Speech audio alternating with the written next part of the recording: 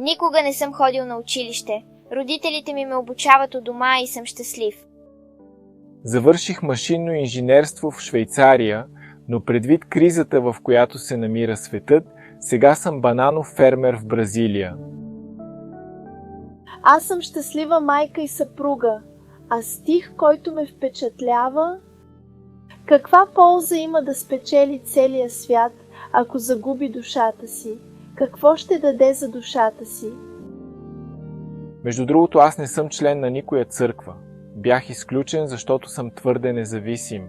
Стремя се да следвам Бог, без да завися от човешки организации.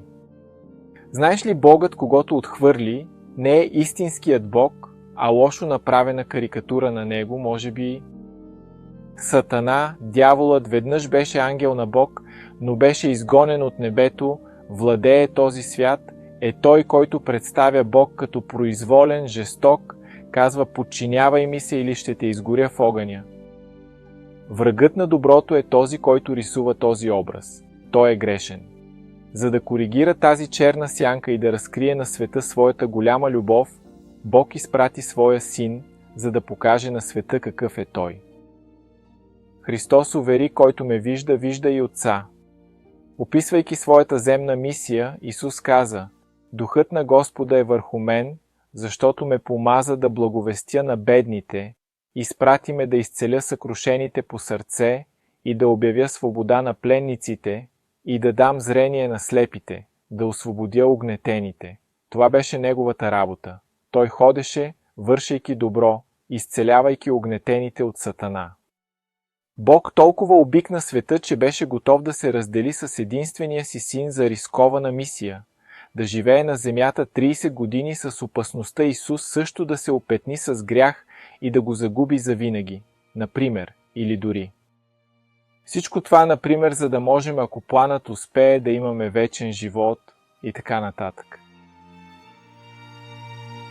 Porque Deus amou o mundo de tal maneira que deu seu Filho unigênito, para que todo aquele que nele crê não pereça,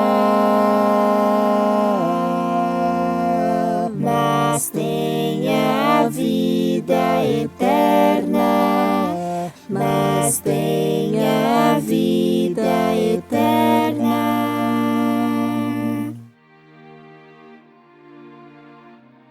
Когато бях на 17 години, се запитах: добре, вярвам, че Бог съществува и че Той е любов, но много религии по света вярват в някакъв вид Бог. Мога ли наистина да се доверя, че Библията е Словото на Бог? Мога ли да изградя живота си върху тази основа? Тогава открих някои доказателства, че Библията е книгата на Бог. Вижте с мен. Изпълнените пророчества. Статуята в Даниил 2 пророкува последователността на така наречените империи и ги описва, например, преди те да съществуват. И също предсказа кога ще дойде Месията. Това се изпълни точно с Исус Христос. Или, например, пророк Езекил предсказа, че град Тир ще бъде разрушен и ще се превърне в място за разпъване на мрежи сред морето. Исторически, Тир е бил обсаден от Навуходоносор II от Вавилон, а по-късно и от Александър Велики, който използвал руините на континенталния град, за да построи проход към островния град, изпълнявайки пророчеството на Езекил, че градът ще бъде разрушен като върха на камък. Още едно пророчество изпълни е разрушаването на Вавилон. Пророците Исая и Йеремия предсказаха, че град Вавилон ще е разрушен и няма да бъде обитаван, а земята му ще бъде опустошена. Вавилон, който някога е бил велик империя, падна в ръцете на персите през 539 година Пренанае и накрая Запада до степен да бъде изоставена, съответствайки на библейските пророчества. Възстановяване на Йерусалим. Исая предсказа, че човек на име Кир ще издаде указ за възстановяване на Йерусалим и неговия храм, например. Това пророчество се изпълни, когато Кир Велики от Персия завладя Вавилон и издаде указ през 538 година през Хрити, позволяващ на евреите да се върнат в Йерусалим и да възстановят храма. Разрушаването на Йерусалим и втория храм. Исус предсказа разрушаването на Йерусалим и неговия храм, казвайки, че няма да остане камък върху камък. Помниш ли? Изпълнението се случи през 70 години сличено Хритра. Римляните командването на генерал Тит унищожиха Йерусалим и втория храм, изпълнявайки пророчеството на Исус. Археологията също е потвърдила истинността на Библията. Чували ли сте за ръкописите от Мъртво море, пещерите в Кумран? Те са написани преди Христос и потвърждават точността и последователността на еврейската Библия през хилядолетията, например. Свитъкът на Исаия от преди 2000 години е същият, който имаме в Библията днес. Много учени вярваха, че Давид е мит и никога не е съществувал, докато не беше открита стелата от Телдан, датираща от 9 век пренетърмене, която споменава дома на Давид. Моавитският камък от 840 година преначенене е намерен в Йордания. Този камък разказва за победите на царя на Моав над израелтяните, потвърждавайки библейския разказ, намерен във втора книга на царете. Този камък също се отнася до израелския бог Йехова 840 година преначенене. Бих могъл да представя и други, като камъка на Пилат, списъците с дажби от Вавилон, които споменават името на царя на Юдея, цитаделата на Давид и тунела на Езекил. Друго нещо, което ме убеди, че Библията наистина е специална, уникална и от Бог, е, че е написана от повече от 40 автори и има единство между текстовете, например. Автори, живели дълго разделени, всяка част от Библията се свързва една с друга. Вероятно вече сте виждали в някоя Библия тези така наречени кръстосани препратки. Библията е едно цяло и всичко се вписва, особено когато се изучава с покорност и молитва. Още нещо, висшето учение на Библията, лоши хора не биха могли да напишат Библията, защото тя ги осъжда. Неговия стандарт е висок, благороден и взискателен. В същото време не скрива недостатъците на своите герои. Ако Библията беше басня за привличане на последователи, тя щеше да възхвалява своите персонажи, но не показва открито недостатъците на най-уважаваните патриарси, пророци и царе. И вижте също влиянието на Библията. Ако Библията беше обикновена книга, никога нямаше да постигне ефекта, който е постигнала през вековете. Тя е била и все още е благотворно, оздравително и преобразяващо влияние. Нека бъдем честни, евреите се смятат за проспериращи, защото следват законите на Бог. Западът днес е развит, защото неговите страни са приели библейски принципи на справедливост и трудолюбие, особено протестантските страни, например. И още нещо, свидетелството на Исус Христос за частта от Библията, която вече съществуваше, а именно Стария Завет. Той винаги цитираше Писанията. Той каза, Писанието не може да се провали. Дори Битие той смята за истинска история, че Бог е създал света за 6 дни, потопа и така нататък. Той е ръководил живота си според ученията на Стария Завет, универсалността на Библията. Трите най-печатани книги в света в нарастващ ред са следните. Коранът с 800 милиона копия. Червената книга на Китай – 1 милиард. А Библията 5 милиарда копия.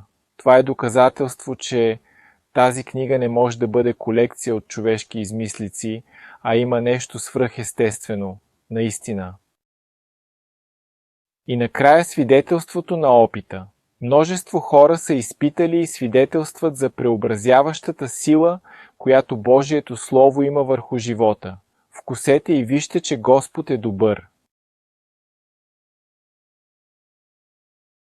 Знаеш ли, ние сме толкова щастливи, ползите от това да бъдеш християнин надхвърлят възможните загуби. Опитайте също така едно пътуване с Твореца. Той казва, с вечна любов те обичах, затова с доброта те привлякох. Например: елате при мен всички, които сте уморени и претоварени, и аз ще ви облегча. Амин. Нека действително и наистина почитаме този Бог, нека му се подчиняваме доброволно от сърце. В крайна сметка, Евангелието е силата на Бог за спасение. Бог иска да ни спаси от какво? От нашите грехове. На всички, които го приемат, Христос дава силата да станат деца на Бог и да спрат да грешат днес и сега, ако вярвате. Но какво е грях?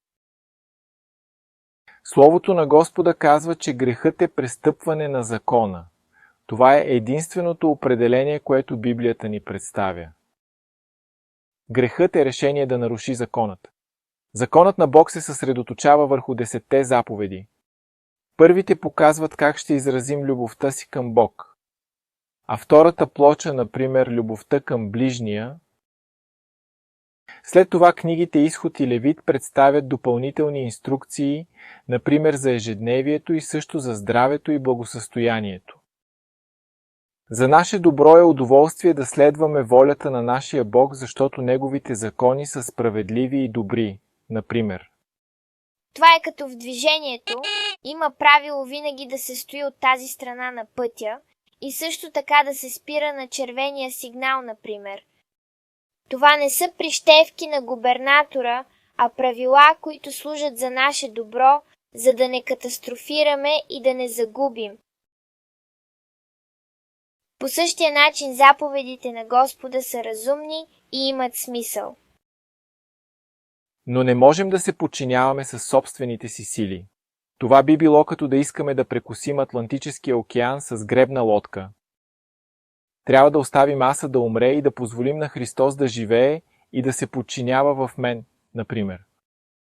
Ето това е да позволим на Бог да ни вдъхне и да задвижи нашата лодка напред, например, и всъщност.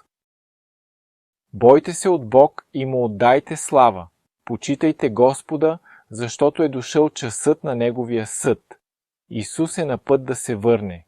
Неговото идване ще бъде с мощ и голяма слава и всяко око ще го види. Исус каза, както светкавицата излиза от изток и се показва на запад, така ще бъде и идването на Сина човешки. Нашата възможност да постъпим правилно е този единствен живот, който имаме. След това идва съдът допълнително. Полицаят, който налага глобите, всъщност не е ли действително наистина ядосан на мен? Не излива ли гнева си върху мен, на мен? Не, това е наистина за наше добро. По същия начин Бог всъщност много обича своите създания. Когато Той премахне греха от света, ще трябва да елиминира и всички, които се придържат към греха. Душата, която съгреши и не иска Спасител, всъщност ще умре, наистина. Грехът е престъпване на закона, нарушаване на една от заповедите на Господа. Исус не дойде за да промени закона, Той го изпълни. Исус наруши човешките измислени правила, но не и Божието Слово, например. Той каза, докато небето и земята не преминат, нито една йота или чертичка няма да премине от закона, например, може би. Соломон написа: бой се от Бог и пази Неговите заповеди, защото това е дългът на всеки. Защото Бог ще доведе на съд всяко едно дело, дори и всичко скрито, било то добро или зло, като това е. Има войни и слухове за войни.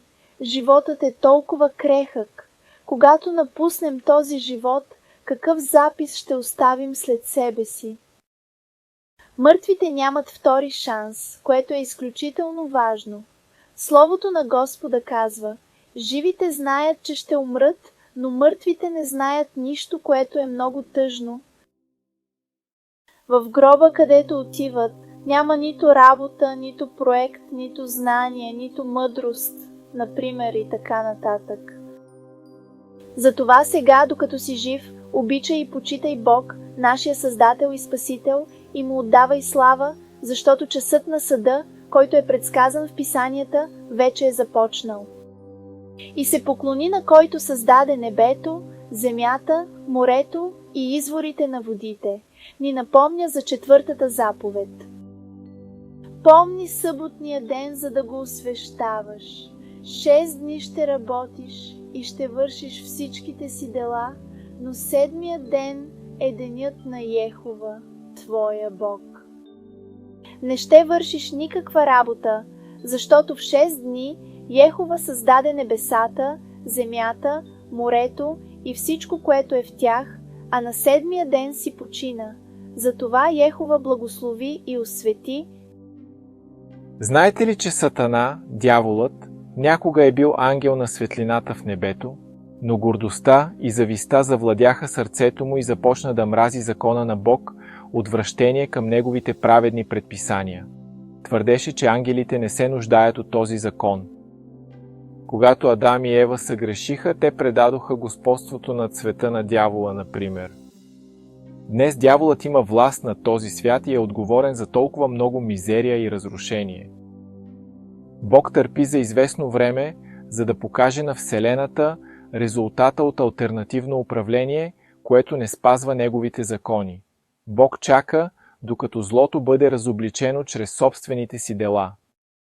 Но връщайки се към омразата, която Сатана има към закона на Бог, той повлия на епископа на Рим да се осмели да промени светите заповеди на Бог, което е важно да се отбележи.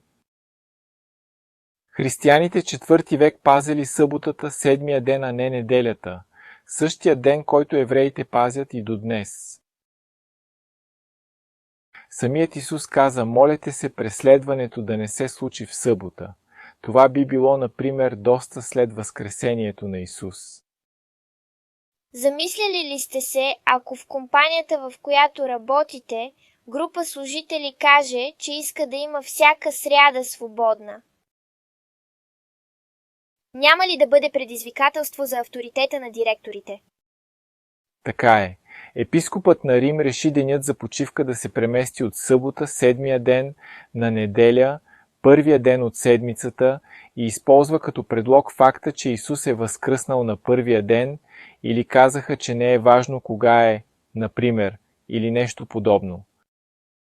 Освен това, за християните в Рим, съботата напомняше, например, за евреите, които бяха мразени, така че за известно време и съботата и неделята се пазеха едновременно като свети, например, но с течение на годините съботата беше по-зле възприемана и все по-зле говорена, защото беше ден на ограничения. Не можеш да правиш това или онова, а неделята беше денят на радостта. Така първия ден започна да набира популярност. Това се случи през 4 век.